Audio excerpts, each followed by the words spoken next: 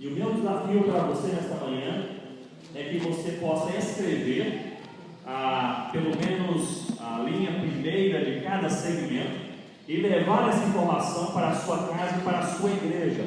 E quem sabe colocar isso perante o Senhor até o final do ano. Nós temos cultos, reuniões de oração. Certamente você tem reuniões de oração com a sua família em sua casa, ou mesmo individualmente. Você pode colocar isso perante o Senhor. São 7 segmentos menos evangelizados em nosso país. O primeiro deles é o segmento indígena. Oficialmente há 228 etnias indígenas no Brasil, mas se nós contabilizarmos as etnias e as subetnias, serão 341 etnias e subetnias em solo brasileiro.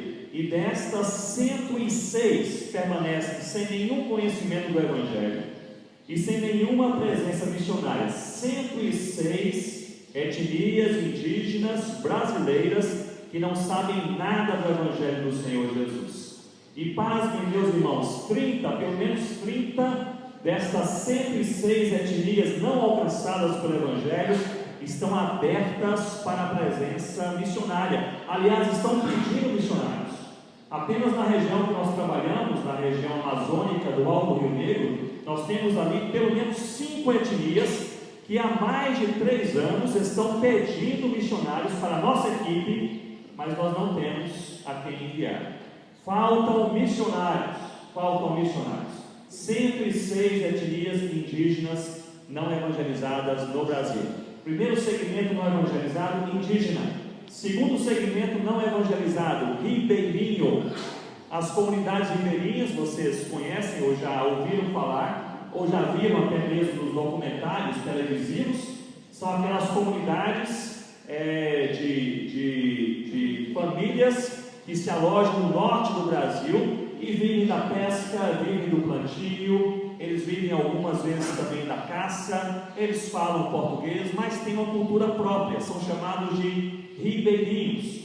Segundo o IBGE, há 35 mil comunidades ribeirinhas no norte do Brasil. 35 mil. São comunidades pequenas, na verdade. E dessas 35 mil, 10 mil não possuem nenhuma igreja evangélica entre eles. Nenhuma igreja evangélica. 10 mil comunidades ribeirinhas sem a presença de uma sequer igreja evangélica entre eles ou no seu derredor. Então, primeiro segmento menos evangelizado, indígena. Segundo, ribeirinho. Terceiro, os ciganos. Há cerca de 1.200.000 ciganos no Brasil, da etnia Calon, que falam Calon, ou popularmente Xibe. E destes ciganos, desses 1.200.000, 700.000 permanecem sem nenhum conhecimento do Evangelho em sua própria cultura e em sua própria língua. E eles estão espalhados por aí. Estão espalhados, inclusive, aqui nesta própria região, a mais do sul do Brasil. Nós temos ciganos no centro do Brasil, menos no norte, vários no nordeste, mas são 700.000 ciganos que não ouviram nada do Evangelho do Senhor Jesus em nosso próprio país. Então nós temos desafios missionários urgentes. Nós temos indígenas, temos ribeirinhos, temos os ciganos e nós temos os quilombolas. Não sei se há comunidades quilombolas aqui nessa região.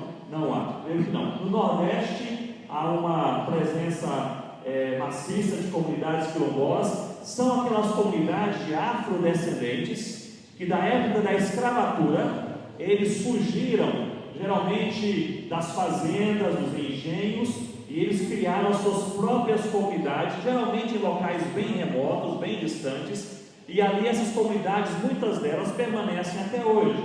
Há cerca de 5.000 comunidades quilombolas no Brasil. É bastante coisa, 5.000. E destas 5.000, cerca de 2.000 comunidades não possuem nenhuma igreja evangélica entre eles. Então são segmentos menos evangelizados, indígenas, ribeirinhos, ciganos, quilombolas e sertanejos. Graças a Deus, tanta coisa boa tem acontecido no sertão nos últimos anos. Muitas igrejas nascendo, o Evangelho entrando em toda parte, mas ainda, meus irmãos, cerca de 6.000 assentamentos sertanejos. A Juvep, que vários aqui conhecem, é uma das missões que trabalha com sertanejos no Nordeste do Brasil, calcula que há cerca de 6.000 assentamentos. Assentamentos são pequenas comunidades com 3 a 10 famílias, são grupinhos pequenos, cerca de 6.000 assentamentos sertanejos sem a presença de uma igreja evangélica entre eles. Vamos lá: indígenas, ribeirinhos, ciganos, quilombolas, sertanejos e os imigrantes. Os imigrantes. Há cerca de 100 países representados com as suas populações fixas no Brasil. É gente que veio de outro país para morar no Brasil. São cerca de 100 países aqui representados em nosso Brasil. E destes 100 países, 27 são países fechados para a evangelização. Ou seja, nós não conseguiríamos facilmente enviar um missionário daqui para evangelizá-los lá, mas eles estão morando aqui, estão aqui entre nós, especialmente países de um contexto islâmico, e eles estão especialmente em 4 cidades, são as 4 cidades com população de imigrantes de países não evangelizados. A primeira é São Paulo, a segunda Rio de Janeiro, a terceira Brasília e a quarta, o que vocês acham? Foz do Iguaçu. São as 4 cidades mais estratégicas com presença de imigrantes de países fechados para a evangelização. Nós não conseguimos ir até eles em seus países, mas eles estão entre nós.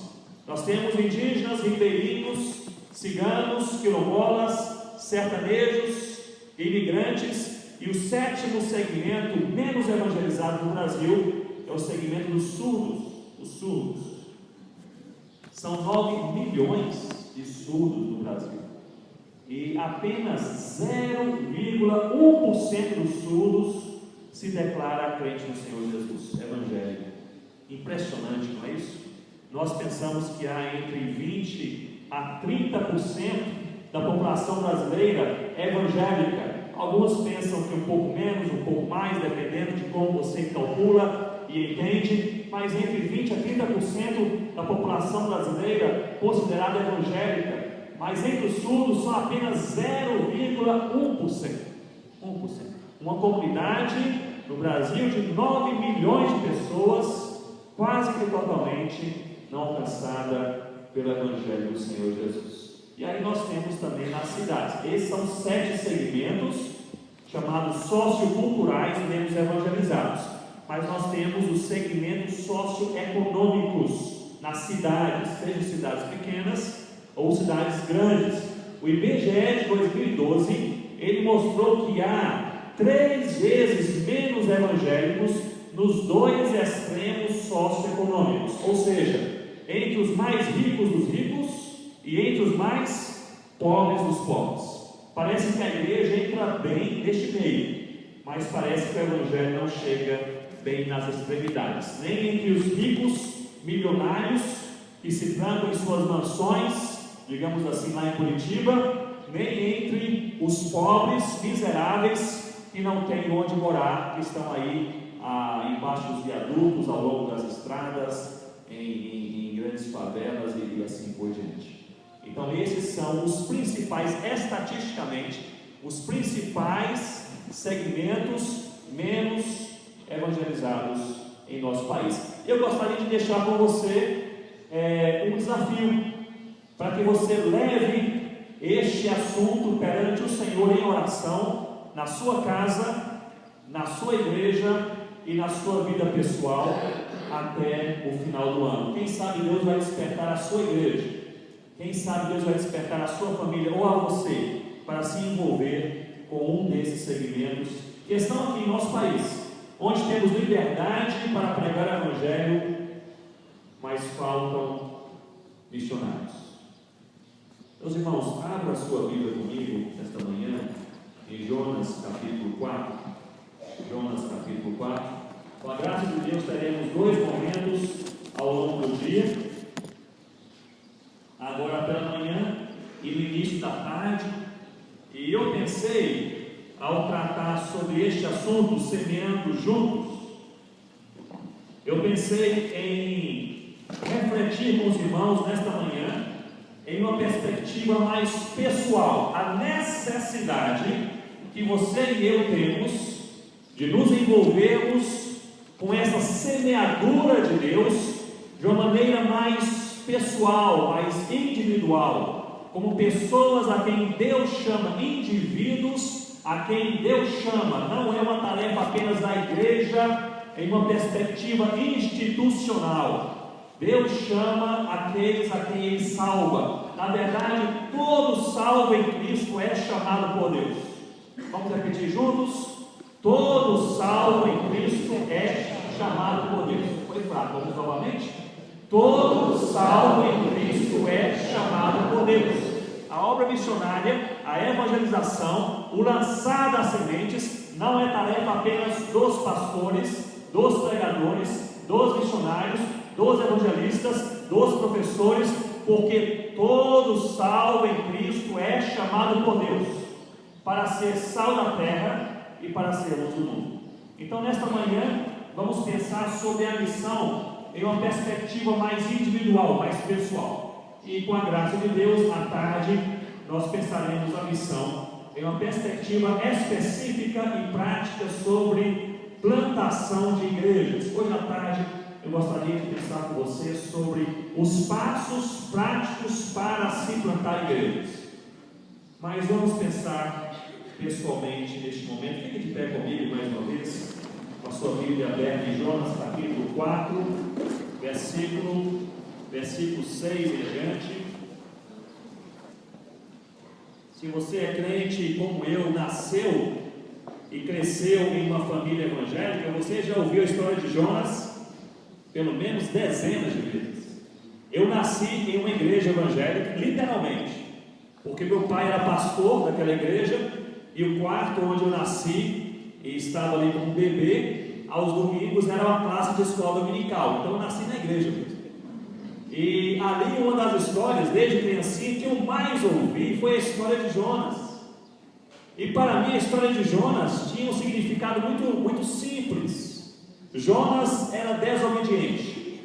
Este era o significado desta história de Jonas. Mas eu gostaria de lhe convidar nesta manhã a você fazer uma releitura comigo, não apenas da atitude desobediente de Jonas, mas aquilo que estava por trás, o contexto, aquilo que estava no coração de Jonas, que levou Jonas a ser um homem de Deus, usado por Deus, mas um homem que tinha uma ferida em sua alma que precisava de cura urgente, para que ele pudesse semear segundo a vontade de Deus. Vamos ler Jonas capítulo 4, versículo 6, diz assim: Então fez o Senhor Deus nascer uma planta que subiu por cima de Jonas, para que fizesse sombra sobre a sua cabeça, a fim de o livrar do seu desconforto. Jonas, pois, se alegrou em extremo por causa da planta. Versículo 7. Mas Deus, no dia seguinte, ao subir da alva, enviou o que, irmãos? Enviou um verme, o qual feriu a planta, e esta se secou. Em nascendo o sol, Deus mandou um vento calmoso oriental. O sol bateu na cabeça de Jonas, de maneira que desfalecia, pelo que pediu para si a morte, dizendo: melhor me é morrer do que viver. Versículo 9. Então perguntou Deus a Jonas: é razoável essa tua ira por causa da planta? E ele respondeu: o que, irmãos? É razoável a minha ira até a morte. Leiamos juntos o versículo 9, novamente. Então perguntou Deus a Jonas: é razoável essa tua ira por causa da planta? E ele respondeu: é razoável a minha ira até a morte. Vamos orar mais uma vez. Ó Deus, muito obrigado, porque nós temos a tua palavra em nossa língua e em nossas mãos. Enquanto milhares de línguas não têm um versículo traduzido em seus idiomas, ó Deus, nós temos o privilégio de termos a tua palavra em nossas mãos nesta manhã. E nós lemos a tua palavra. Ó Pai, nós pedimos que o Senhor uma vez mais possa nos despertar, e se há alguma barreira pessoal para nós semearmos mais o Evangelho de Jesus, que o Senhor possa quebrar essa barreira em nome do Senhor Jesus. Se há, ó Deus, uma possibilidade do Senhor nos despertar mais, aquecer mais o nosso coração, gerar em nós um compromisso em semearmos dia e noite o Evangelho, faça isso em nome do Senhor Jesus. É a nossa oração nesta manhã, em nome de Jesus. Amém. Podem se assentar, irmãos, mantenham suas Bíblias abertas comigo em Jonas.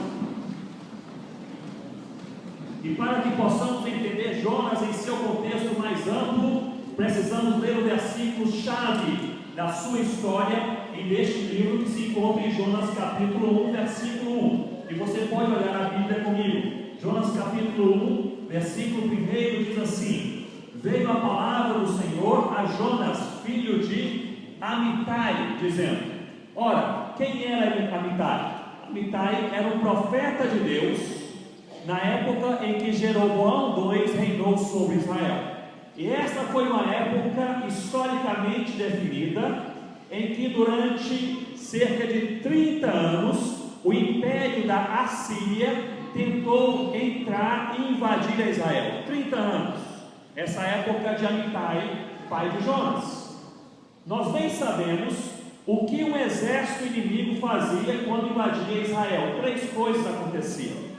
Em primeiro lugar, eles destruíam o templo, para que não houvesse mais adoração a Deus em Israel. Lembram-se disso? Uma nação inimiga entrava em Israel e destruía o templo, para que não houvesse mais adoração a Deus em Israel. Em segundo lugar, eles matavam o rei e toda a sua família, para que não houvesse mais governo em Israel. Em terceiro lugar, eles matavam o profeta e toda a sua descendência, para que não houvesse mais palavra de Deus em Israel. Destruíam o templo, matavam o rei e família, matavam o profeta e família. Quem era o profeta?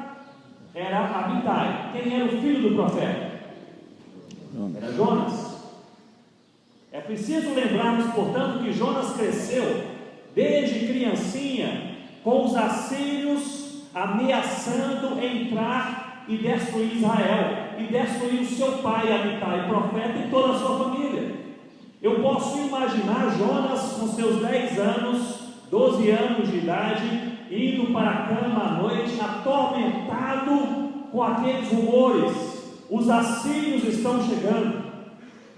Historicamente, nestes 30 anos em que os assírios tentaram invadir Israel, eles chegaram até a fronteira de Israel 14 vezes. 14 vezes. Vocês podem imaginar Jonas, não apenas criancinha, mas agora um adolescente e depois um jovem. Ele continua com este trauma, com este medo, ele continua com essa possibilidade de ver os inimigos entrando em Israel, destruindo o templo, matando o rei, matando o profeta que era seu pai, ele e toda a família. Agora Jonas, ele cresce, ele se torna um homem, e em lugar de Amitai, seu pai profeta, Jonas se torna profeta de Deus. E a história não muda, o contexto não muda. Os assírios continuam tentando entrar e destruir Israel. Então é nesse contexto que nós nos encontramos no capítulo 1, versículo 1 e versículo 2. Vejam comigo, diz assim o versículo 1: veio a palavra do Senhor a Jonas, filho do profeta Amitai, dizendo, versículo 2: dispõe-te e vai à grande cidade de Nínive. Eu pergunto a vocês nesta manhã: Nínive era a capital de onde? Justamente da Síria. Então notem comigo nesse momento o que Deus faz com Jonas. É um trato. E o trato diz o seguinte: Jonas, você vai até Nínive, a Síria, e você prega a minha verdade a esses inimigos. Se eles não se converterem, eu vou destruir toda a Síria, ou toda Nínive, com o fogo que desce do céu. Mas se eles se converterem, eu vou poupá-los, eu vou salvá-los. Ora, meus irmãos, Jonas e todo Israel orava e muitas vezes jejuava durante 30 anos para que Deus pudesse destruir a Assíria. Jonas não pensa duas vezes. Ele entra na primeira embarcação que vai para Tarsis, bem distante de Nínive, porque eu creio que Jonas ele tem uma lógica em sua mente, e a lógica é a seguinte: se eu não for até Nínive, eles não ouvirão a palavra de Deus. Se eles não ouvirem a palavra de Deus, eles não poderão se converter. Se eles não se converterem, Deus irá destruí-los. Agora olhem bem para mim nesse momento e reflitam comigo. Humanamente falando, Jonas possuía bons motivos para não ir para Nínive. Se ele não fosse, eles não ouvissem, eles fossem destruídos, com isso Jonas estaria indiretamente protegendo o templo e a adoração a Deus em Israel. Não é um bom motivo? Aliás, um motivo até espiritual, não é? Eu estou protegendo o culto a Deus em Israel. Jonas teria um outro motivo, estaria protegendo o rei e toda a sua família. E o terceiro motivo, estaria protegendo o profeta. Quem era o profeta nessa altura? Era ele próprio. E toda a sua família, proteger a sua própria família. Meus irmãos, humanamente falando, Jonas possuía bons motivos para não ir para Nínive. Mas o que nós aprendemos em sua história é que os nossos bons motivos não são suficientes perante Deus. À semelhança de Jonas, nós também sempre possuiremos ou teremos ótimos motivos humanos para nós não nos envolvermos com a missão, para nós não lançarmos as sementes. Eu estou novo demais, eu estou velho demais, eu estou ocupado demais, eu estou ocioso demais, o sol está muito quente, a chuva está muito forte, o lugar é muito longe. Meus irmãos, cada um de nós, humanamente falando, sempre terá ótimos motivos para não se envolver com a missão, mas nossos motivos, à semelhança de Jonas, nós aprendemos, nossos motivos não são suficientes perante Deus. Deus requer de nós obediência. Diga comigo, obediência. E obedecer a Deus nem sempre é fácil. Concordam comigo, irmãos? Nem sempre é fácil obedecer a Deus. Deus não nos chama para um passeio no parque. Deus nos chama para uma vida de obediência. E obedecer a Deus significa negar a nós mesmos. Porque muitas vezes para obedecermos a Deus é preciso deixar alguma coisa para trás. Alguma coisa para trás. Eu me lembro que com a minha família, eu e minha esposa Rossana, nós moramos na África, trabalhamos com uma etnia africana durante 9 anos, em Gana, no oeste africano. E ali naquele tempo nós trabalhamos, pregamos o Evangelho, nasceram algumas igrejas, graças a Deus. E depois de uns 3 ou 4 anos, nós voltamos ao Brasil para termos um tempo de férias, de descanso. E a Rossana, minha esposa, ela é do Recife, lá no Nordeste. E ali uma igreja em Recife muito querida, com amigos chegados. E um casal do Recife disse: olha, vocês chegam aqui e vocês não se preocupam com nada. Nós já providenciamos uma casa e um carro para vocês enquanto vocês estão aqui. Coisa boa, não é? O missionário chegar aí de férias, já tem uma casa, um carro para poder usar. Então era um negócio assim especial. E nós chegamos e aquele casal nos recebeu no aeroporto e disse: olha, nós temos algumas casas, alguns imóveis, e nós escolhemos um que é a cara de vocês, parece com vocês. É uma casa bem no meio do mato, em um lugar bem escondido, ninguém mora naquele lugar, vocês não verão nenhuma pessoa, não verão nenhum barulho e poderão ficar ali bem tranquilos. Aí eles viram que a Rossana ficou meio desanimada, a esposa ficou assim. Eles falaram: mas por que você não gostou? Ela disse: claro, gostei, uma bênção ter uma casa, um local onde ficar. Mas vocês falaram que tem vários imóveis, tem alguma outra opção? E ali eles falaram: não, nós temos uma outra opção, mas vocês não iriam gostar. É um apartamento bem no meio da cidade, na rua mais movimentada, que passa ônibus 24 horas e o shopping center fica a 200 metros. Rossana falou: é aí o lugar. E aquele casal ficou surpreso e perguntou para a Rossana: mas vocês moram há tantos anos em uma tribo isolada lá na África? Eu pensei que vocês eram bem rurais. E a Rossana disse: não, eu sou bem urbana, eu nasci em uma capital, eu gosto é de barulho, de carro passando, eu gosto é dessa agitação de pessoas de noite. E eles perguntaram a Rossana: mas por que você está morando em uma aldeia tão distante? E ela respondeu algo que eu guardei no meu coração e foi de edificação para mim. Ela disse: eu moro em uma aldeia distante, estou feliz em obediência ao Senhor Jesus.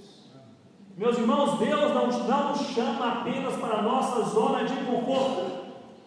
Para nós lançarmos as sementes, é preciso sair da zona de conforto. Nós gostamos da nossa vida arrumadinha, não é isso? É da natureza humana arrumar a própria vida. É assim que eu vivo. Eu gosto da minha vida assim, da minha casa assim, meu café da manhã é neste horário, as minhas pessoas de relacionamento são os meus amigos, eu não quero nada fora disso. Para nós lançarmos as sementes, o evangelho que Deus nos confiou, é necessário sairmos da nossa zona de conforto. É por isso que muitas vezes nós não gostamos de pensar, de estudar ou mesmo de pregar sobre a missão, porque a missão, via de regra, ela é desconfortável. Ela é desconfortável. Jonas, olha comigo o capítulo 1. Ele foge da presença de Deus.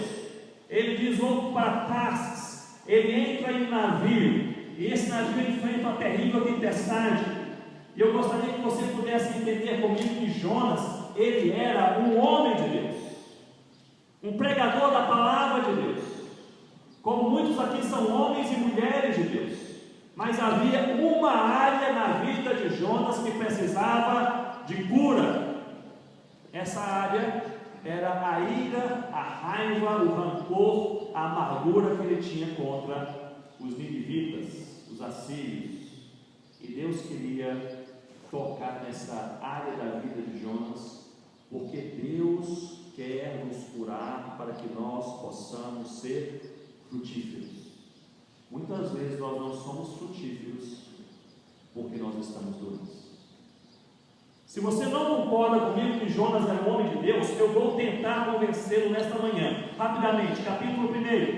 Ali uma tempestade em alto mar. Então, versículo 8. Então lhe disseram os marinheiros: declara-nos agora, Jonas, por causa de quem nos sobreveio este mal. Então pergunto a Jonas: quem é você? Versículo 9. Jonas lhes responde: eu sou hebreu e temo o Senhor, o Deus do céu, que fez o mar e a terra.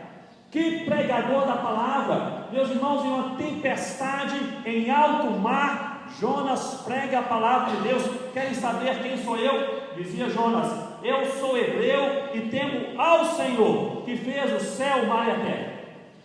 Quem aqui já esteve em uma tempestade em alto mar?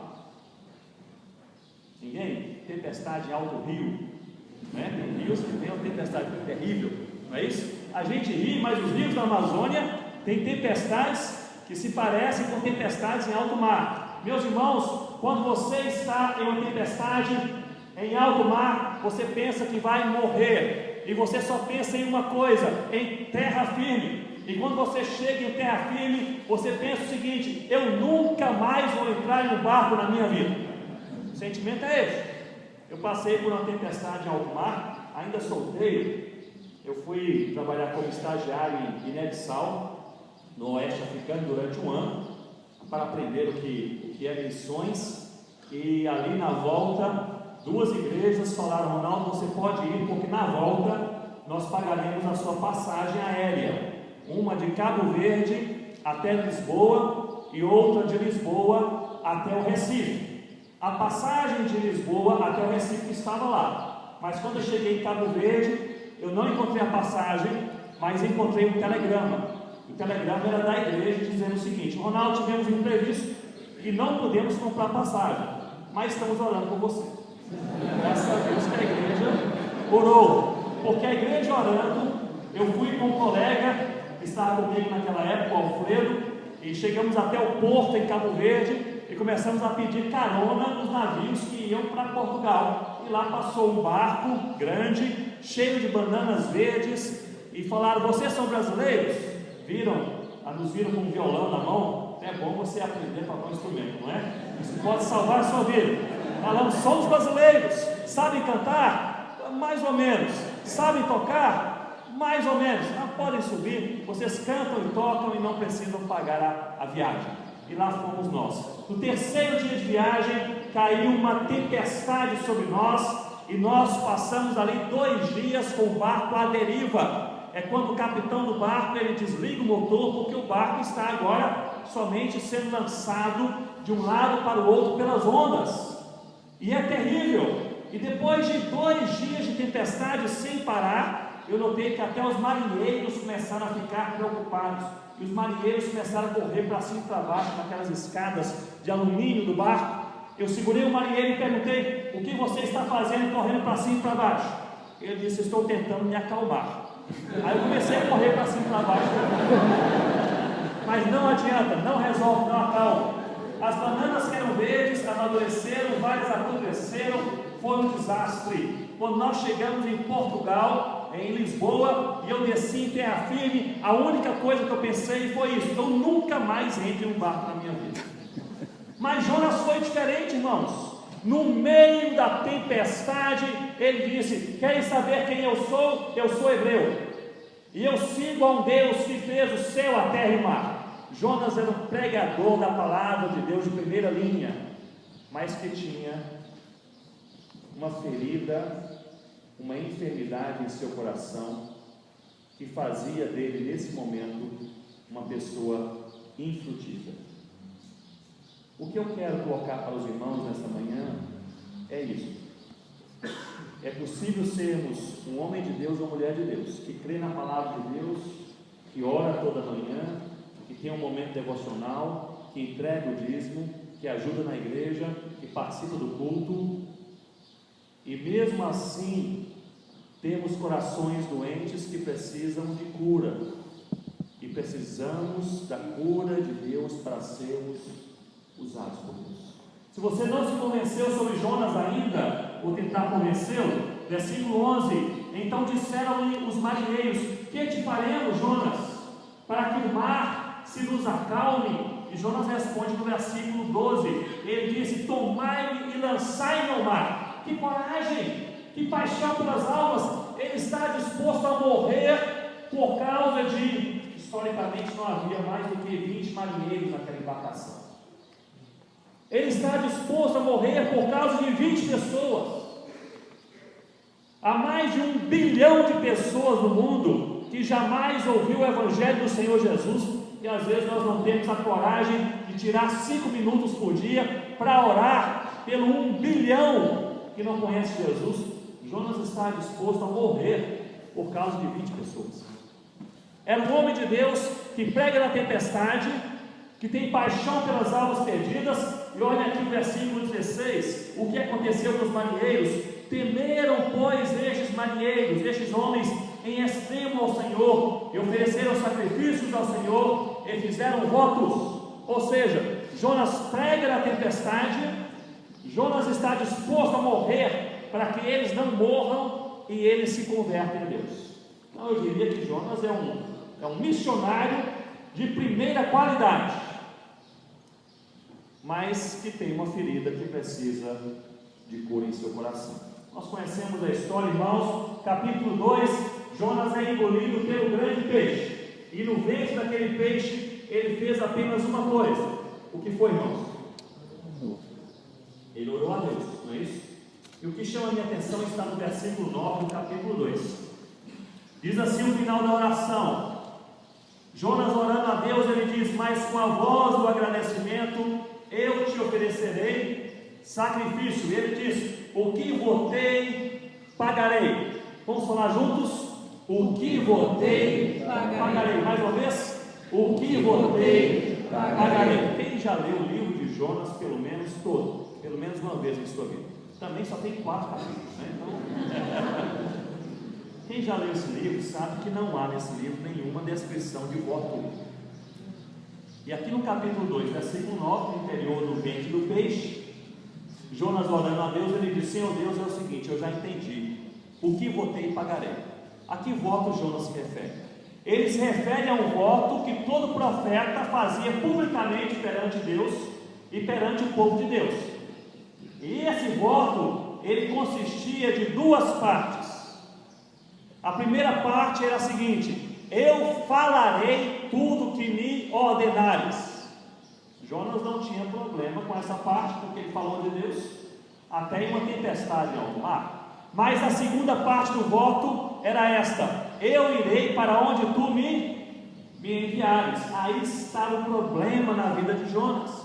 E ele então entende que Deus requer dele obediência, e ele diz: Senhor, o que votei, pagarei. Olhe bem para mim nesse momento e reflita comigo. Jonas aprende algo aqui que nós podemos lembrar em nome de Jesus nesta manhã. Deus quer obediência integral de cada um de nós. Deus não se contenta com metade da obediência. Deus não se contenta com 99% de obediência. Deus quer integralidade de obediência.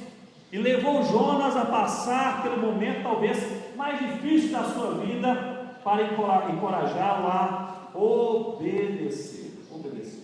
Meus irmãos, às vezes Deus permite momentos difíceis em nossas vidas, para nos lembrar que nós precisamos obedecer. Na verdade, nós somos salvos em Cristo, nascidos de novo em Cristo, e segundo Paulo, nós somos chamados para a obediência.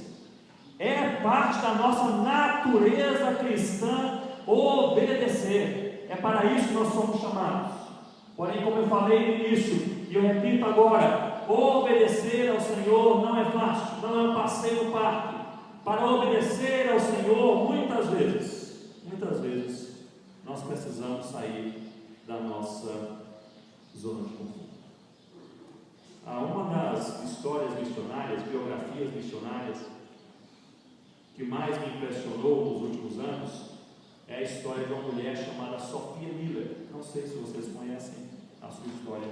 Sophia Miller, ela foi uma missionária da missão Novas Tribos, hoje é Novas Tribos do Brasil, na época Novas Tribos Internacional, nova-iorquina, uma norte-americana, jovenzinha, franzina, magrinha, sozinha, em Nova York. Ela se converteu ouvindo a mensagem por um pregador de rua. Ela disse que ela passou pela praça, uma das praças de Nova York. Havia um homem pregando a palavra de Deus. Ele era do ministério Palavra da Vida, na verdade estava em cima de um caixote, e ela passou pela praça, ouviu a palavra, ali ela se converteu, e ali ela entregou a sua vida para ser missionária. Tudo ali em 5 minutos, um negócio assim diferente. E a Sophia Miller disse: eu quero evangelizar os indígenas na Amazônia. Ela foi para a Colômbia na década de 50. E ela entrou na mata amazônica colombiana na década de 50.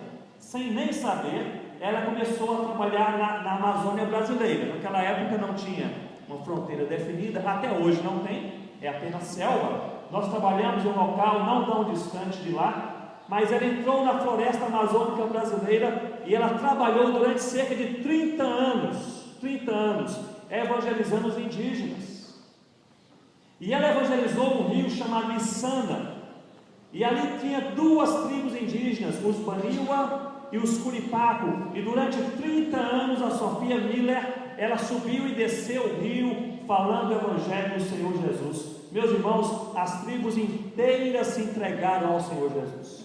É um rio hoje totalmente evangélico. A FUNAI, quando fala sobre aqueles rios da região do Alto Rio Negro, ela diz: tem problemas de conflito, de bebedeira, tem problemas de drogas em todos os rios, menos no rio evangélico, que é o rio Içana. E alguns anos atrás eu tive a oportunidade de me encontrar com 2 indígenas já velhinhos, que eram os indígenas que remavam a canoa para a missionária Sophia Miller. E eu fui entrevistá-los. Eu perguntei como era trabalhar com a Sophia Miller, e um deles disse: era terrível. era difícil trabalhar com aquela mulher, porque ela era incansável. Ela evangelizava durante o dia e durante a noite ela nos forçava a remar a canoa. E o indígena, ele não gosta de viajar à noite, porque à noite é perigoso, não é? O rio ali na mata, à noite é perigoso. Mas a Sophia Miller, para não perder tempo durante o dia, para evangelizar, ela viajava durante a noite. E eu perguntei àqueles dois indígenas já bem velhinhos, eu perguntei, mas quer dizer que vocês remavam a canoa e ela, a Sophia Miller, descansava, dormia um pouco à noite? E eles falaram, Ronaldo, ela de noite quase não dormia, porque ela tinha sua lamparina acesa, pelo menos até as 2:30 da manhã, a cada noite, e ela ficava naquela canoa, traduzindo o Novo Testamento para a língua do povo, uma língua chamada Curipato. E hoje nós temos o Novo Testamento completo na língua Curipato, que é usado pela igreja ali no Rio Içana. E boa parte daquele trabalho foi feito durante as madrugadas, em uma canoa, com luz de lamparina, irmãos. Sophia Miller faleceu alguns anos atrás, com 93 anos de idade, na América do Norte. E na sua última entrevista a um jornal evangélico, um jornal cristão, o jornalista perguntou a Sophia Miller, você gastou 30 anos da sua vida em uma das florestas mais difíceis do mundo, pregando o evangelho aos indígenas. Como foi o seu chamado? E naquela entrevista, a Sophia Miller pensa um momento e ela responde assim: eu jamais tive um chamado. Eu li uma ordem e obedeci. Eu jamais tive um chamado especial, vi uma luz do céu, apareceu um anjo. Ela dizia: eu li uma ordem e eu obedeci. Deus chama cada um de nós para ser sal da terra e luz do mundo.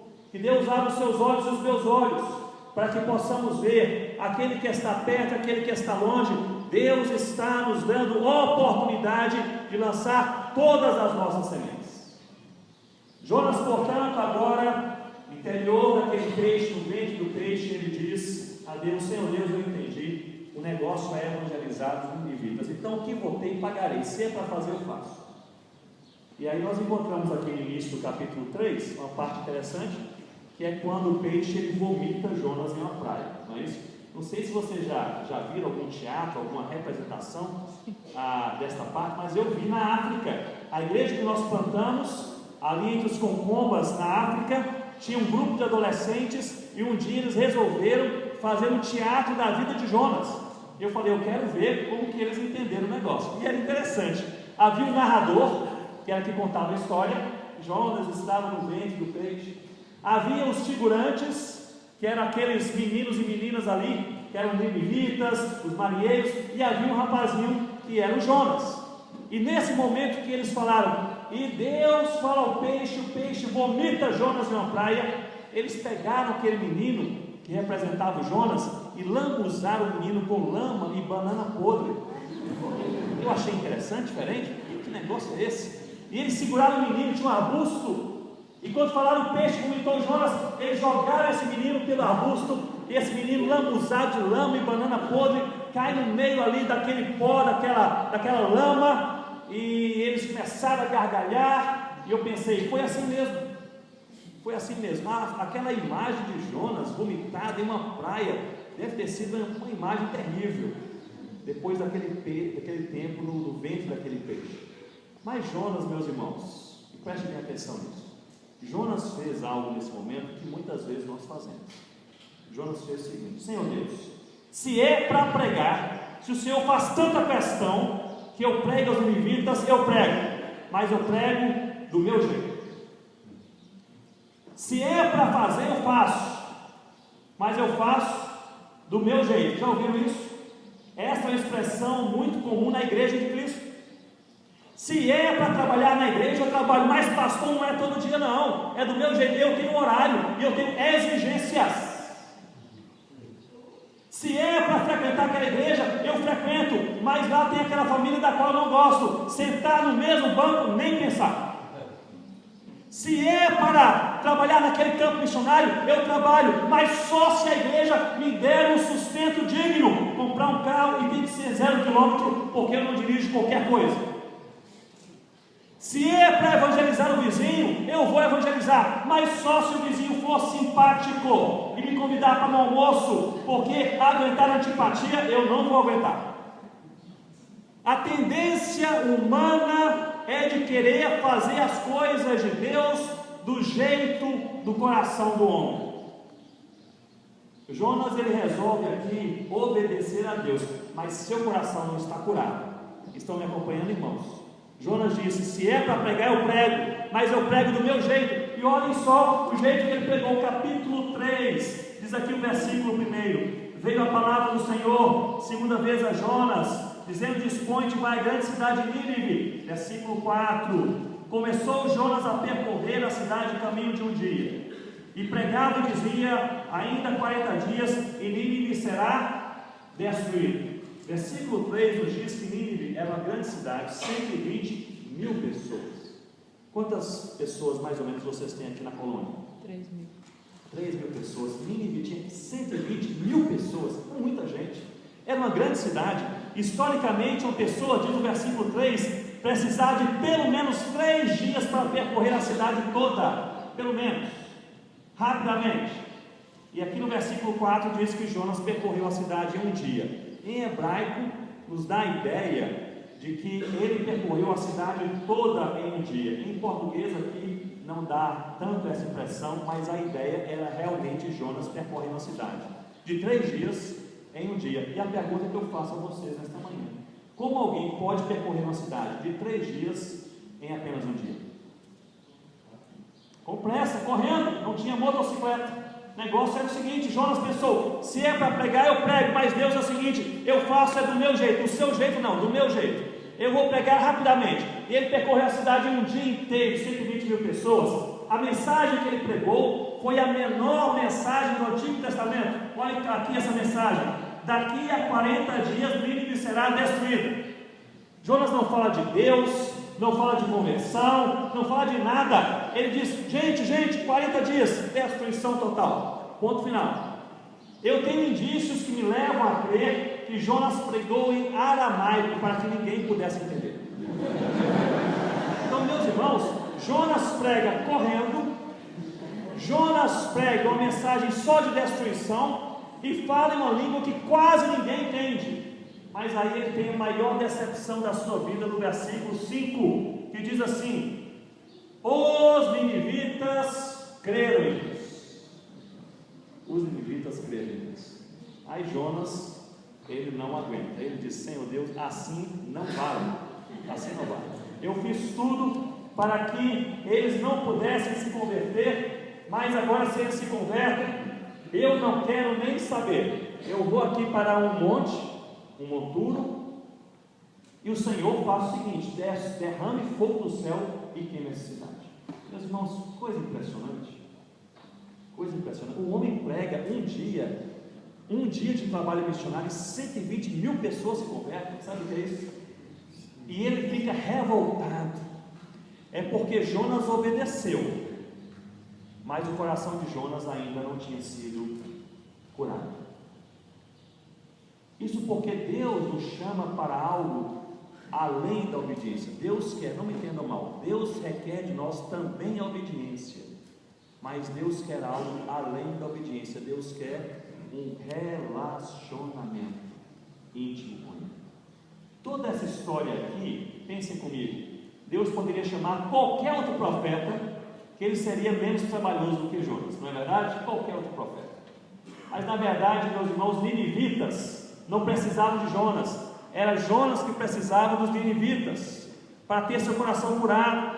A história de Jonas é a minha história, a história de Jonas é a sua história. Deus move céus e terra, dias bons e dias maus, permite a alegria e a tristeza, permite a saúde e a enfermidade, permite o sucesso e o fracasso para nos trazer mais perto do seu coração, porque Deus quer de nós a obediência, mas Deus quer algo que vai além da obediência. Deus quer um relacionamento, Deus quer um coração curado. coração também. E é interessante vermos aqui no capítulo 3 e no capítulo 4 que Jonas então ele vai para esse pequeno monte e ele diz a Deus: não quero nem saber que o Senhor destrua os inimigos, destrua essa cidade. Não sei quantos aqui já passaram por alguma região desértica na vida. Eu tive a oportunidade com a minha esposa Rossana, fomos visitar os missionários no Saara Ocidental, entramos por Marrocos e tivemos que cruzar o Saara. Eu me lembro que nós estávamos de carro e alguém disse: tem um oásis aqui perto, e nós paramos o carro embaixo de uma árvore no oásis, era mais ou menos 3 horas da tarde. Eu olhei o termômetro dentro do carro e estava marcando 52 graus. E eu me lembro do meu sentimento naquele dia. Se alguém falasse assim: Ronaldo, corre porque tem um leão que vai te pegar, eu responderia: pode pegar. Com 52 graus você não aguenta nada, não tem disposição para nada, não é isso? Meus irmãos, Jonas está no deserto e ele pensou em 2 coisas que a gente pensa quando está no deserto: é sombra e água. E ali ele vai para aquele monturo e naquele deserto, e ele está irado. 120 pessoas se convertem. Quando nós não estamos em comunhão com Deus, Deus faz maravilhas e a gente não percebe. Deus faz milagres e a gente não se alegra. Deus transforma vidas, salva pessoas e a gente fica amargurado. Isso é sintoma de quando nós não estamos ali entendendo o mundo e vendo o mundo com os olhos de Deus. Isso aconteceu com Jonas. Ele está no deserto e Deus faz, capítulo 4, chegamos no texto que nós lemos e na parte final. Deus faz nascer uma planta. Não diz o texto que é aqui Deus que faz nascer uma planta? E diz aqui o capítulo 4 que Jonas se alegra em extremo por causa da planta. É o único lugar em todo o livro que Jonas se alegra por causa de alguma coisa. É aqui. Se alegra por causa da planta. A planta não era grande, porque diz o texto que ela era pequena, porque só dava sombra sobre a cabeça de Jonas. Era uma planta pequena. E é interessante, meus irmãos, que diz aqui que no dia seguinte, ao subir da alva, Deus envia um verme. É Deus quem faz nascer a planta e é Deus quem envia o verme para matar a planta. É Deus quem conduz a nossa história. É Deus quem faz as coisas acontecer. E Deus tem um propósito para isso. Deus quer nos levar a 2 coisas, irmãos. A 2 coisas. Em primeiro lugar, Deus quer nos levar à obediência. Em segundo lugar, Deus quer produzir em nós um relacionamento mais perto do seu coração. Obediência e relacionamento. Deus manda o verme, ele fere a planta seca, e aí pela primeira vez em toda a sua história, Jonas entra em um diálogo sincero com Deus. Até então Jonas conversava sobre outras coisas, mas agora Jonas diz: eu estou irado. E Deus pergunta: mas é razoável a sua ira? E ele diz: é razoável a minha ira até a morte. Até a morte. Jonas abre seu coração na presença de Deus. Em outras palavras, Jonas está dizendo o seguinte: Senhor Deus, é o seguinte, se os ninivitas viverem, eu quero morrer. Em outras palavras é isso: se o Senhor não nos matar, que o Senhor me mate, porque eu tenho tanta ira, rancor, amargura deste povo, que se eles viverem eu quero morrer. Meus irmãos, Jonas pela primeira vez na sua história, ele entra em um diálogo sincero com Deus. É interessante notar que as mais importantes lições de Deus não vêm através dos grandes peixes, mas sim através dos pequenos vermes. Não é isso? O grande peixe levou Jonas a obedecer, mas foi o pequeno verme que levou Jonas a reconhecer que havia uma ferida aberta em seu coração. São pequenas coisas. Nós às vezes vamos atrás dos grandes peixes. São os grandes congressos, são os grandes encontros, são os grandes livros, não é isso? São os grandes teólogos, mas Deus geralmente usa, são os pequenos vermes, são as pequenas conversas, as pequenas oportunidades.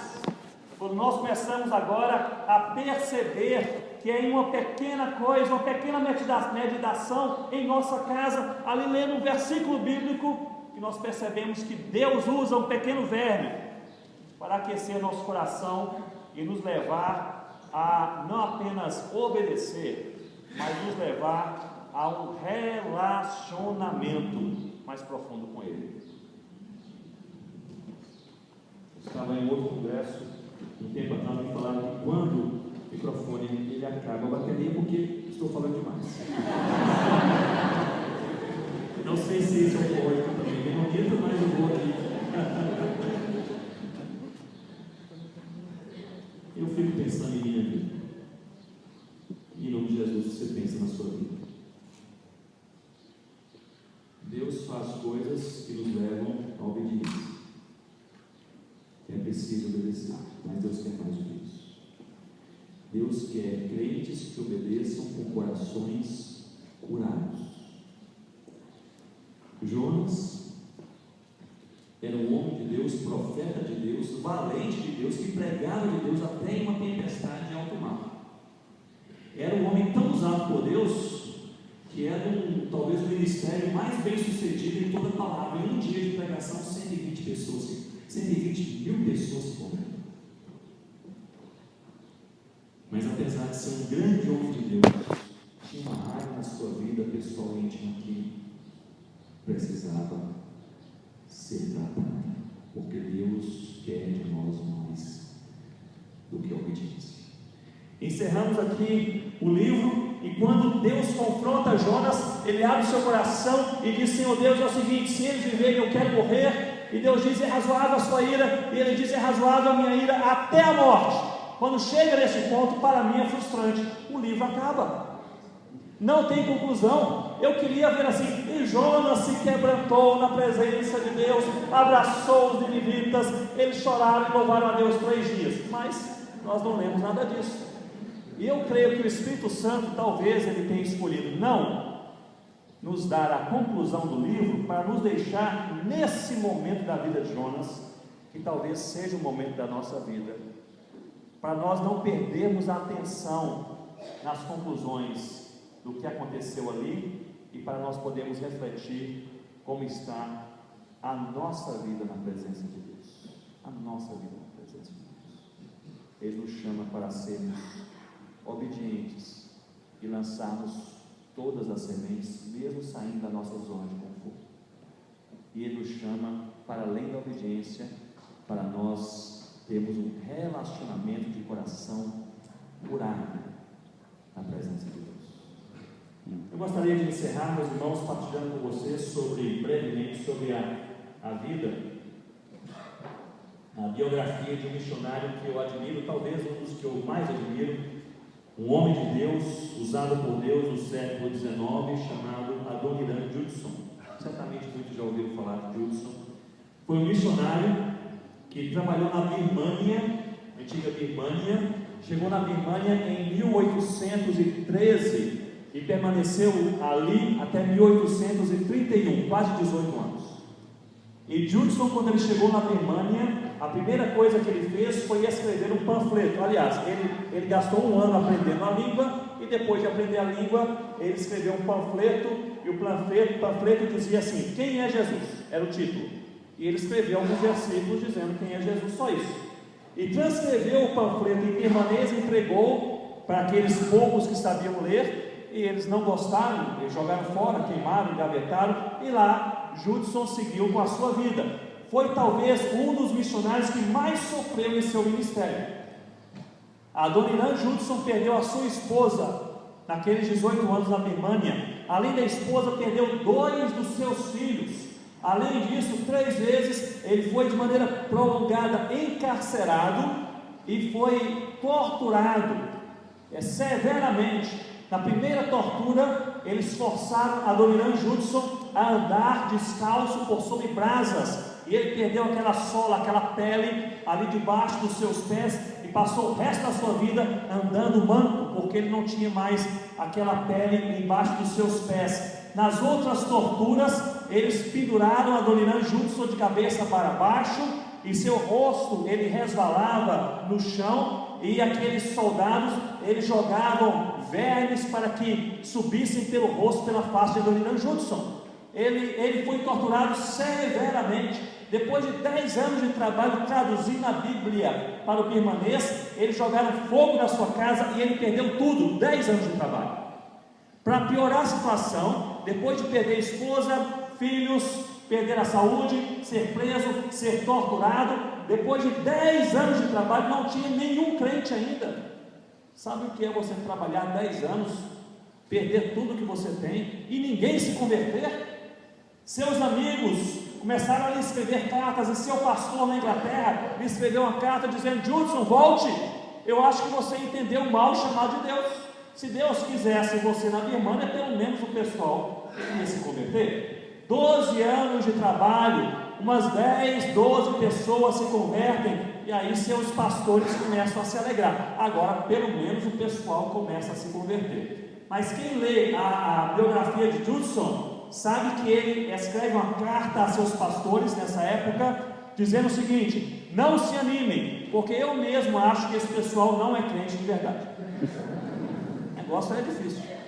Eu acho que o pessoal não é crente de verdade. 13 anos de ministério, Judson se encontra com um cristão birmanês que ele não conhecia. E esse cristão disse: olha, você venha para o interior da Birmânia, porque nós somos mais de 30 crentes e nós queremos saber mais sobre Jesus. E ele fica ali impressionado. Ele pensou que era o único missionário da Birmânia. Ele chega no interior da Birmânia e começa a encontrar aqueles 30 crentes ou mais, e eles perguntam: mas como vocês entregaram suas vidas ao Senhor Jesus? Eles respondem: é que nós achamos, alguns anos atrás, nós achamos um folheto. Esse folheto diz assim: quem é Jesus? Está na nossa língua birmanesa, muito mal escrito, mas dá para ler. E ali nós lemos esse panfleto e nos entregamos a Cristo, mas só sabemos isso sobre Jesus, não sabemos mais nada. Será que você pode nos ensinar? Judson começa agora a ensinar e discipular aqueles crentes birmaneses. Meus irmãos, Adoniran Judson, depois de 18 anos de trabalho, ele deixa a Birmânia com 63 igrejas plantadas e mais de 200 líderes birmaneses nativos treinados na palavra de Deus. A Birmânia é um país que tem outro nome hoje. Quem sabe o seu nome? Mianmar. Mianmar é um dos países mais fechados para a evangelização. Raramente o missionário pode entrar em Mianmar, e quando ele consegue entrar de maneira escondida, ele não pode evangelizar abertamente em Mianmar. Mianmar é tão fechado para a evangelização que quando o país sofre uma catástrofe natural, eles não permitem muitas vezes ajuda humanitária de fora, com medo dos missionários se infiltrarem. E eles têm razão de ter esse medo, porque os missionários estão prontos para se infiltrarem ali também. Mas é um país fechado. Mas havia um mistério em Mianmar até uns anos atrás. O mistério é o seguinte: segundo as estatísticas, havia entre 2 a 4 milhões de crentes em Mianmar. E a pergunta era essa, o mistério era este: como em um dos países mais fechados para a evangelização do mundo, há entre 2 a 4 milhões de crentes? Que negócio é este? Patrick Johnston e outros pesquisadores, anos atrás, enviaram uma equipe de pesquisa em Mianmar, e ali foram entrevistar os crentes, e a pergunta era esta: como vocês vieram a Jesus? E todos respondiam a mesma coisa: nossos pais nos evangelizaram. Mas quem evangelizou os seus pais? A mesma resposta: os nossos avós. Quem evangelizou os seus avós? Os nossos bisavós. Até chegar no início do século XIX, a um homem chamado Adoniran Judson, que resolveu obedecer a Deus. Vale a pena servir ao Senhor Jesus, mas raramente vamos servir a Jesus se nós não sairmos da nossa zona de conforto. As sementes a serem lançadas devem ser lançadas em lugares bons, terras férteis, mas muitas caem também em rochas, muitas caem no meio de espinhos.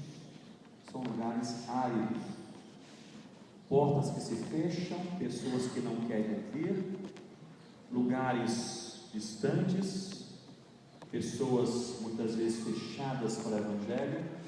Mas a ordem do Senhor Jesus é clara: lançar todas as sementes que Ele nos confiou. Vamos orar nessa manhã, por essa cabeça. Gostaria que você pudesse orar pela sua vida. Eu gostaria que você pudesse, nesse momento, eu disse que nós iríamos refletir uma perspectiva mais pessoal pela manhã e mais prática à tarde, com a graça de Deus. E para mim, Jonas, é essa história de um homem de Deus e uma mulher de Deus que pode servir a Deus, mas precisa curar seu coração. E talvez o Espírito Santo tenha aplicado isso ao meu coração, ao seu coração também. E eu quero lhe fazer aqui lhe dar 2 motivos de oração, motivos bem pessoais. O primeiro deles é o seguinte: se houver na sua vida alguma ferida aberta, uma ira, uma amargura, uma tristeza, uma decepção, um pecado, uma fraqueza, uma ferida aberta que precisa de cura, talvez você queira fazer essa oração nesse momento, dizendo: Senhor Deus, cura o meu coração, em nome do Senhor Jesus. E se essa ferida for algo mais íntimo, você resolve aí com Deus. Se essa ferida envolver outra pessoa, você pode procurar essa pessoa, ainda hoje ou nessa semana. Se essa ferida envolver você abandonar alguma prática, algum pensamento, algum comportamento, você pode fazer isso também em nome do Senhor Jesus, ainda nessa semana. Mas você pode fazer essa oração se Deus lhe direcionar: Senhor Deus, cura a ferida do meu coração em nome do Senhor Jesus. Eu não consigo curar, mas o Senhor consegue. Você também pode fazer uma outra oração bem individual, dizendo: Senhor Deus, eu quero obedecer. Eu pessoalmente gosto sempre de fazer essa oração da seguinte forma: se o Senhor me fortalecer, eu vou obedecer. Não é fácil obedecer a Deus, e com nossas forças nós não conseguimos obedecer a Deus, mas essa é uma oração possível, eu creio que bíblica. Deus, se o Senhor me fortalecer, eu vou obedecer em nome do Senhor Jesus. Podemos todos ficar de pé e fazermos esta oração? Se o Senhor nos fortalecer, nós vamos obedecer em nome do Senhor Jesus. Se o Senhor nos fortalecer, nós vamos sair da nossa zona de conforto, nós vamos espalhar mais a semente do Evangelho.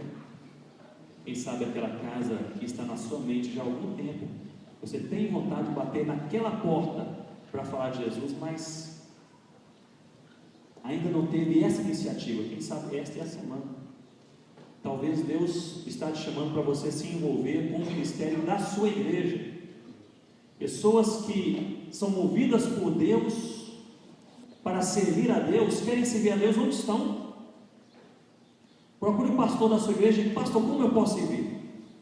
Talvez ele irá te falar: precisamos de alguém para ajudar com as crianças, para cantar no coral, para ministrar o louvor, para arrumar na igreja, para evangelizar nos arredores. Senhor, eu quero servir ao Senhor Jesus. Talvez você queira servir a Deus, Deus te chama para servir em um outro lugar, de uma outra maneira, como pastor, como missionário. Você pode procurar o seu líder da sua igreja nessa semana e falar: pastor, Deus me chamou, eu não sei para onde, para quê, nem como, mas Deus me chamou, eu quero me preparar. E aí tem ótimas oportunidades de preparo, como nós ouvimos até ontem à noite. Mas tudo começa com uma oração pessoal, quando Deus toca no nosso coração. Irmãos, sejamos sinceros, nós podemos organizar os melhores congressos, chamar qualquer pregador, podemos ter o coral mais lindo cantando durante o congresso, equipe de louvor com os cânticos mais tocantes. Se Deus não tocar nosso coração, nada acontece. É Deus quem faz isso. Mas se Deus tocar nosso coração, algo novo pode acontecer.